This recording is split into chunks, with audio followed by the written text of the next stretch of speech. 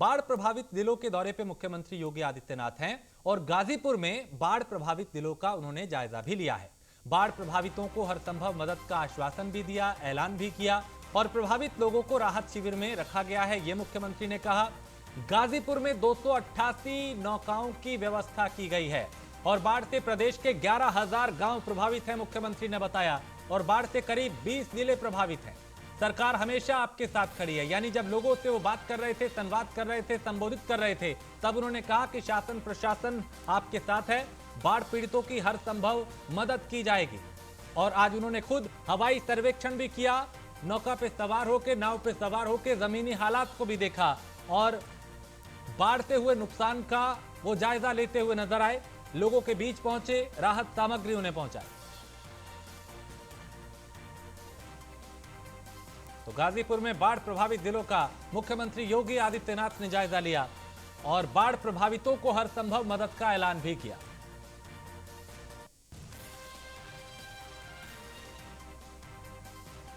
किसानों को जो नुकसान हो रहा है, हमारा प्रयास है कि अभी दलहन तिलहन आदि बोने का समय है। सब्जी आदि के बीज ये हम सभी लघु सीमांत और अन्य प्रभावित किसानों को उपलब्ध करवा रहे हैं। कृषि विभाग को, उद्यान विभाग को पहले निर्देशित किया है। मुझे पूरा विश्वास है कि आपदा के इस समय में हम लोग जनता जनार्दन के साथ खड़े होकर के उनकी सहायता करेंगे। प्रशासन को इसकी सख्त हिदायत दी गई है। अपने जनप्रतिनिधियों को भी जनता जनार्दन की सेवा में लगने के लिए कहा गया है। भारतीय जनता पार्टी के कार्यकर्ताओं को भी जनता जनार्दन की सेवा में पूरी तत्परता के साथ कार्य करने के लिए कहा गया है। और मैं आप सबको आश्वस्त करता हूं कि डबल इंजन की सरकार आपको राहत देने में किसी भी प्रकार से कोई कोताही नहीं बरतेगी और संकट के समय में आपके साथ हर स्तर पर खड़ी होकर के आपको सहायता प्रदान करेगी। और वाराणसी दौरे पे भी मुख्यमंत्री योगी आदित्यनाथ रहे, जहां पे बाढ़ग्रस्त इलाकों का उन्होंने जायजा लिया। 80 घाट जो है वहां से बाढ़ग्रस्त इलाकों का उन्होंने जायजा लिया और बोट पे सवार होकर मुख्यमंत्री ने जमीनी हालात को भी देखा। मुख्यमंत्री ने बाढ़ राहत शिविर में रहने वाले लोगों से मुलाकात की और सीएम ने बाढ़ प्रभावितों को राहत सामग्री भी मुहैया कराई। राहत शिविर में रहने वाले लोगों को राहत सामग्री दी गई। तो मुख्यमंत्री आज कई जिलों के दौरे पे रहे जो बाढ़ प्रभावित हैं। उन्होंने हवाई सर्वेक्षण भी किया, जमीनी हालात भी जाने, नाव पे सवार होके यहां पे हालात को देखा, जायजा लिया, राहत सामग्री लोगों तक पहुंचाई।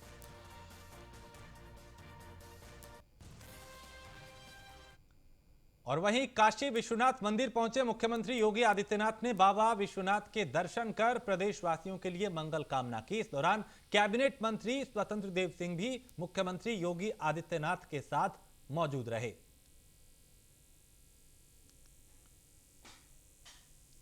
अगली खबर श्रावस्ती से है, जहां एक्शन में यूपी के डिप्टी सीएम ब्रजेश पाठक हैं और 3 जगहों पे ब्रजेश पाठक ने औचक निरीक्षण किया। जहां अचानक सामुदायिक स्वास्थ्य केंद्र इकोना पहुंचे ब्रजेश पाठक और अस्पताल में बिजली के खुले तार देख के वो भड़क उठे।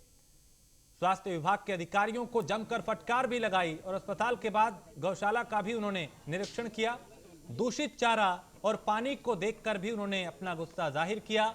अधिकारियों को व्यवस्था दुरुस्त करने के निर्देश दिए और प्राथमिक विद्यालय में भी निरीक्षण करने पहुंचे ब्रजेश पाठक, जहां बच्चों के पीने वाले पानी को दूषित देखकर उन्होंने अधिकारियों को, यहां पे कर्मचारियों को, अध्यापकों को फटकार लगाई और कहा कि किसी भी तरह से बच्चों की सेहत के साथ खिलवाड़ ना हो।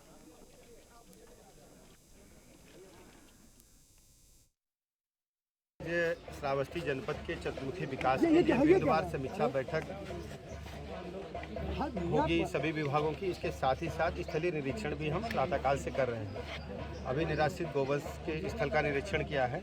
अभी हम लोग माँ सीता के द्वार पर आए हुए हैं, लवकुश जी की जन्मस्थली पर आए हुए हैं।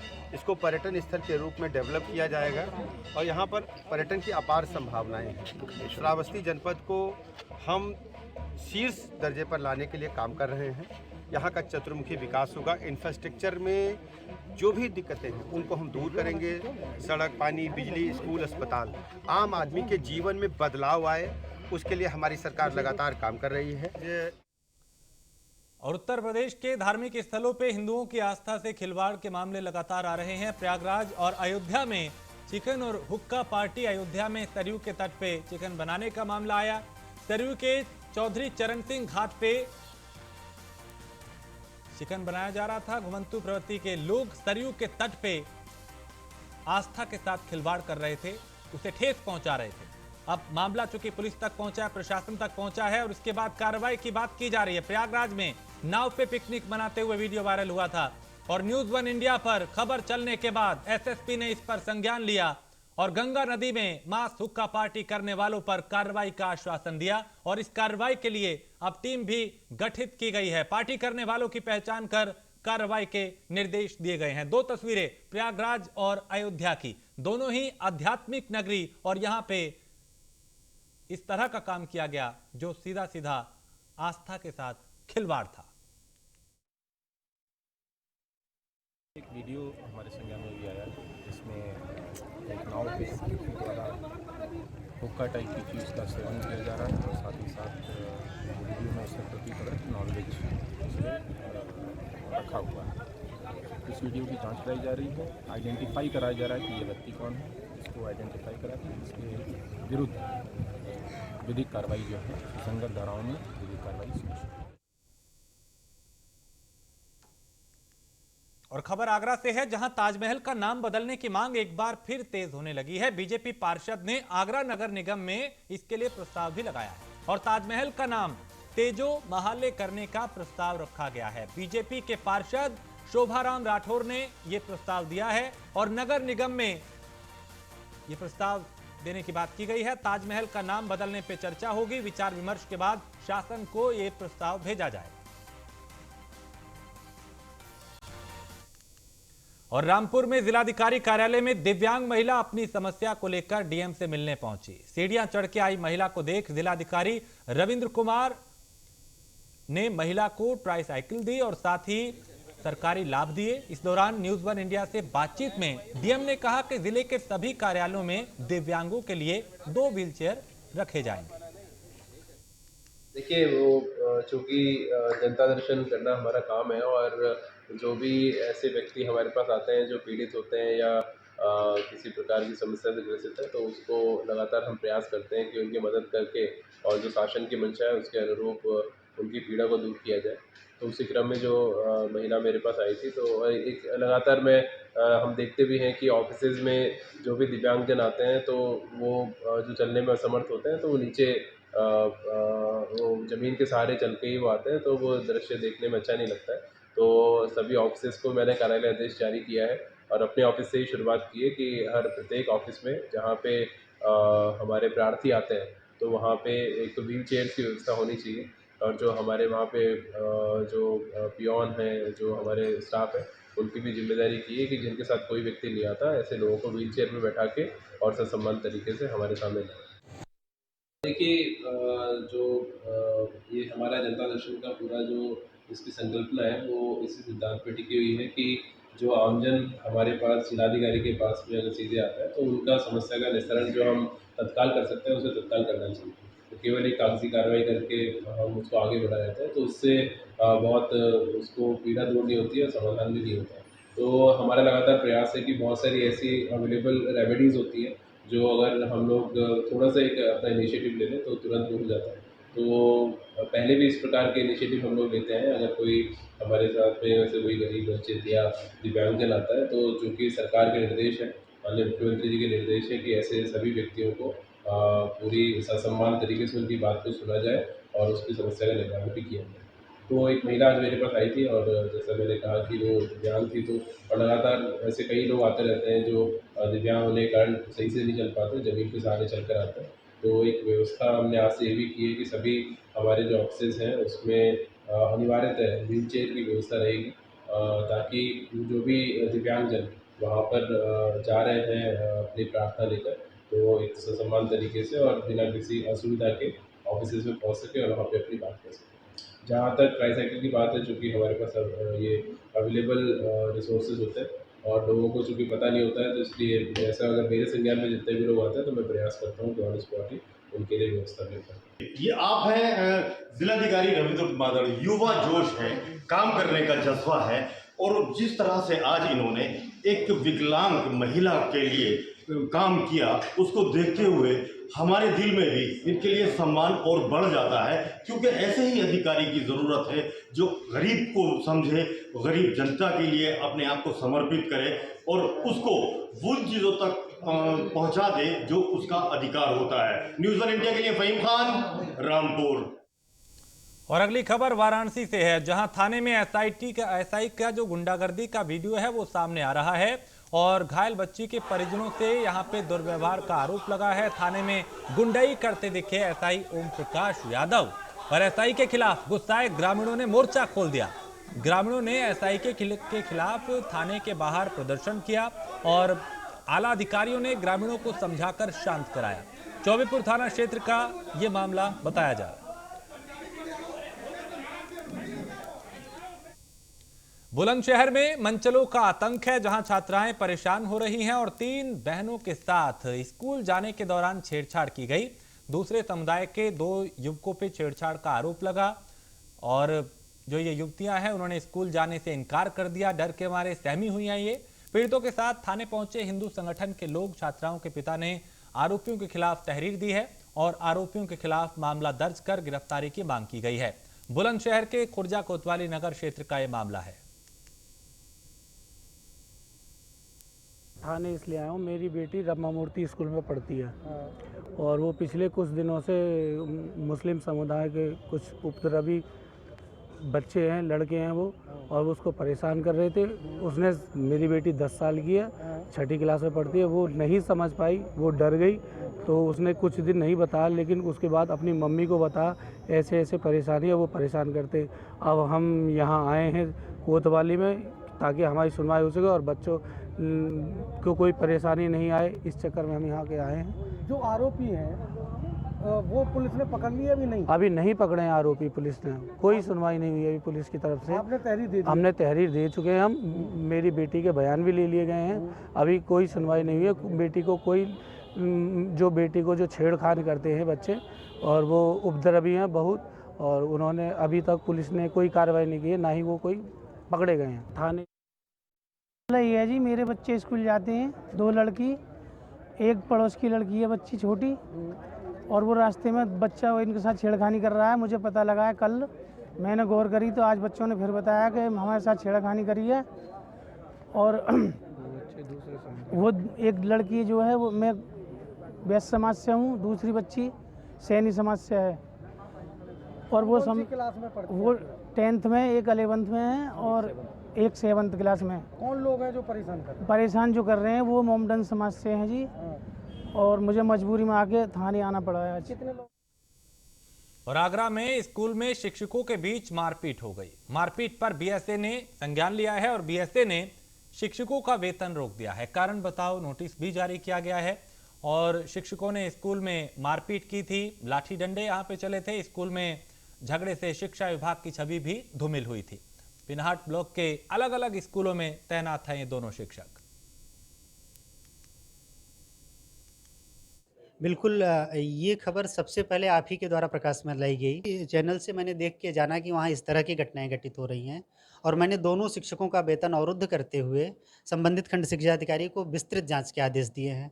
रिपोर्ट आते ही बड़ी कार्रवाई की जाएगी, क्योंकि जो कुछ भी हुआ है वो एक शिक्षक का कृत्य नहीं है, बहुत ही निंदनीय है। हम इसकी भर्त्सना भी करते हैं और इस पर कार्रवाई भी की।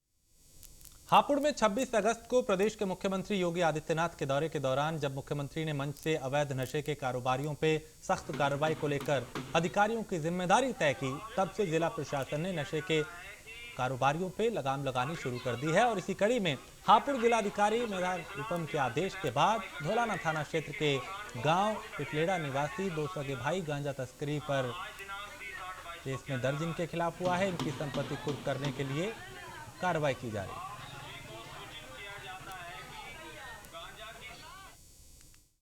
जनपद हापुड़ पुलिस के द्वारा जो 2 अवैध मादक पदार्थ तस्कर थे, जिसमें एक का नाम सद्दाम और दूसरा नफीस, जो कि पिपलेड़ा थाना धौलाना क्षेत्र के रहने वाले हैं, इनके खिलाफ गैंगस्टर एक्ट की 14(1) के तहत कार्रवाई करते हुए इनके जो 45 लाख की जो प्रॉपर्टी थी उसको पुलिस के द्वारा आज उसमें जब्तीकरण की कार्रवाई की गई है। और इसमें और भी इनकी अन्य जो प्रॉपर्टीज़ हैं जो कि इन्होंने इस अवैध धंधे से कमाई हैं उसको भी हम आइडेंटिफाई कर रहे हैं और शीघ्र ही जो अन्य प्रॉपर्टीज़ हैं उनके भी जब्तीकरण की कार्रवाई सुनिश्चित की जाएगी। और झांसी में वरिष्ठ पुलिस अधीक्षक शिवहरी मीना के कुशल निर्देशन में पुलिस अधीक्षक नगर और क्षेत्राधिकारी सदर के सतत पर्यवेक्षण में थाना प्रभारी प्रेमनगर के नेतृत्व में नशे के खिलाफ अभियान चलाया जा रहा है और अवैध मादक पदार्थों की तस्करी करने वालों को लगातार शिकंजे में लिया जा रहा है। यहां पे गिरफ्तार किए गए युवक के पास से 700 ग्राम अवैध गांजा बरामद किया गया।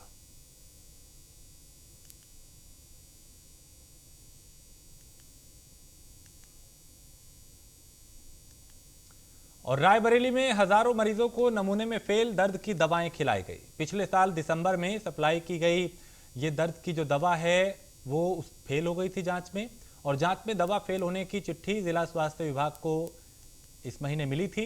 इस बीच हजारों मरीजों को इसी दवा का सेवन करा दिया गया। दरअसल दिसंबर महीने में जिला स्वास्थ्य विभाग को 1,20,000 के आसपास ये जो दवाएं हैं इतनी संख्या में इसकी टैबलेट सप्लाई की गई थी और इसको नमूने में फेल पाया गया था। उसके बावजूद यहां पे स्वास्थ्य विभाग की लापरवाही सामने आई है। 2021 में एक एसिक्लोफेनेक नाम की दवा होती है दर्द निवारक, जो सप्लाई हुई थी कॉरपोरेशन से और जिसका वितरण करीब 1,20,000 टैबलेट्स आई थी। 1,18,000 के करीब वितरित हो गई थी पीसीसीओ को। और अभी एक कॉरपोरेशन का पत्र प्राप्त हुआ 8 अगस्त को, जिसमें वो दवा अधोमानक घोषित हुई है और उसके क्रम में हमने तुरंत उसका वितरण जो भी बचा हुआ था उसका वितरण तत्काल प्रभाव से उसको रोक दिया गया है। इसका कहीं रिएक्शन नहीं, कोई दवा का कोई रिएक्शन, कोई और अनटुवर्ड इफेक्ट कहीं कोई नोटिस में नहीं। और खबर आगरा से है, जहां बिजली चोरी की चेकिंग करने गए कर्मचारियों की पिटाई का मामला है। मामले में 2 आरोपियों को गिरफ्तार किया गया है। एसडीओ विद्युत को और कर्मचारियों को बंधक बना के यहां पे मारपीट की गई थी।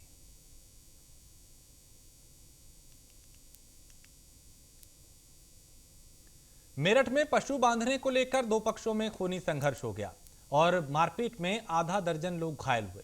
मौके पर पहुंची पुलिस ने घायलों को अस्पताल में भर्ती कराया और जांच शुरू कर दी। मेरठ के मवाना थाना क्षेत्र की यह घटना है।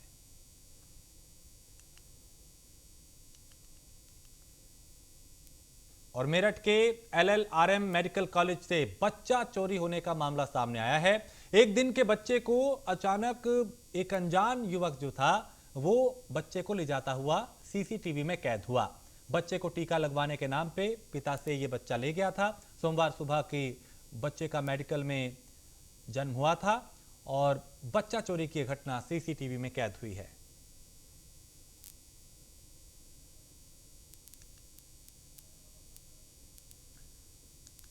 रायबरेली में पुरानी रंजिश में 2 समुदायों में मारपीट हुई और मारपीट में करीब 6 लोग घायल हो गए। दोनों तरफ से जमकर लाठी डंडे भी चले। लोगों ने पुलिस को सूचना दी और मौके पर पहुंची पुलिस ने सभी घायलों को अस्पताल पहुंचाया। डॉक्टर ने प्राथमिक इलाज के बाद सभी को जिला अस्पताल रेफर कर दिया।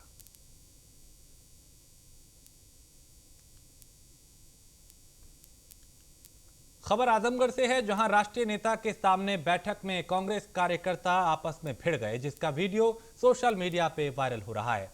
बैठक में राष्ट्रीय सचिव सत्यनारायण पटेल समेत कई वरिष्ठ नेतागण यहां मौजूद थे और स्टेज पे बैठने को लेकर नोकझोंक हुई और ये नोकझोंक पर इस कदर बदली कि मारपीट तक में नौबत यहां पे आ गई।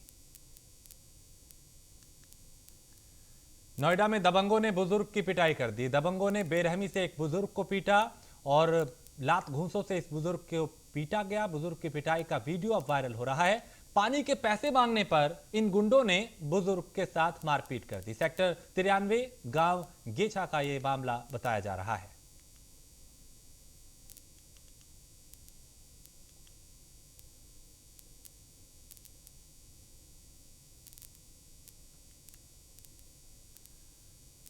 रायबरेली में नाबालिग छात्रों के बीच मारपीट हुई, जहां पे उपद्रवियों ने एक दूसरे की बाइक को भी तोड़ दिया, तांडव मचाया। मिल एरिया थाना क्षेत्र के जवाहर विहार कॉलोनी का यह मामला है। और इसी के साथ इस बुलेटिन में फिलहाल इतना ही। देश प्रदेश की बाकी खबरों के लिए आप देखते रहिए न्यूज़ 1 इंडिया।